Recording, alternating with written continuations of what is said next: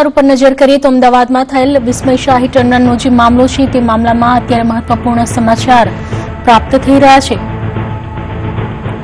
આરોપી વિસ્મય શાહને સુપ્રીમ કોર્ટે જામીન આપી દીધા છે।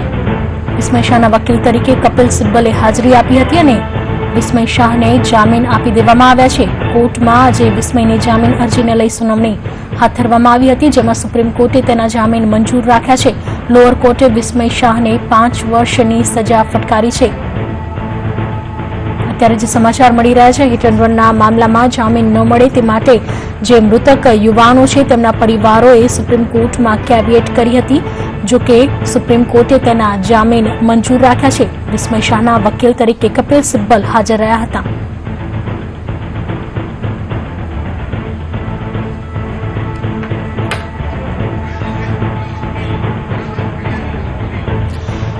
આ વિશે વધુ જાણકારી આપવા માટે જોડાઈ રહ્યા છે જે મૃતક યુવાનો છે અને ફરિયાદી પક્ષના વકીલ રાજેન્દ્ર શુક્લા। રાજેન્દ્રભાઈ, જે રીતે વિસ્મય શાહને જામીન આખરે સુપ્રીમ કોર્ટ તરફથી મળી ગયા છે, આપના પક્ષ તરફથી શું દલીલો કરવામાં આવી હતી?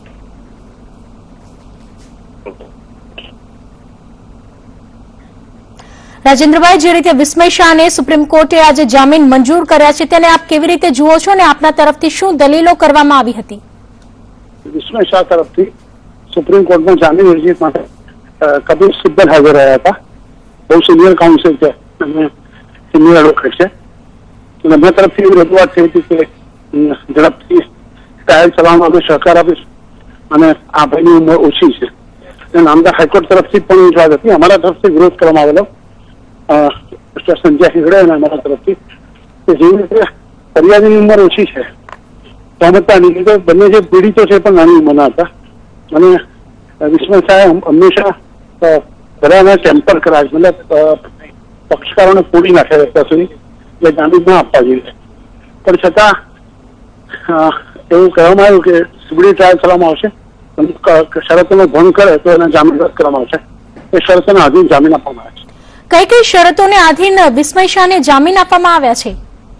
હવે ફરીવાર કોઈ પણ પુરાવા કે વ્યક્તિઓ સાથે ટેમ્પર નહીં કરે, ટેમ્પર એટલે ચેડા નહીં કરે અને ઝડપી ટ્રાયલ ચલાવવામાં સહકાર આપશે। તો અમારે રદ કરવાની સત્તા હોય। જી રાજેન્દ્રભાઈ, આપનો આભાર સંદેશ ન્યૂઝ સાથે જોડાવા બદલ। તો ચકચારી એવા હિટ એન્ડ રન કેસમાં વિસ્મય શાહને આખરે સુપ્રીમ કોર્ટ તરફથી જામીન મળી ચૂક્યા છે। તેના વકીલ તરીકે સિનિયર એડવોકેટ કપિલ સિબ્બલ હાજર રહ્યા હતા। વિવિધ શરતોને આધીન વિસ્મય શાહને આખરે જામીન મળી ગયા છે, જેમાં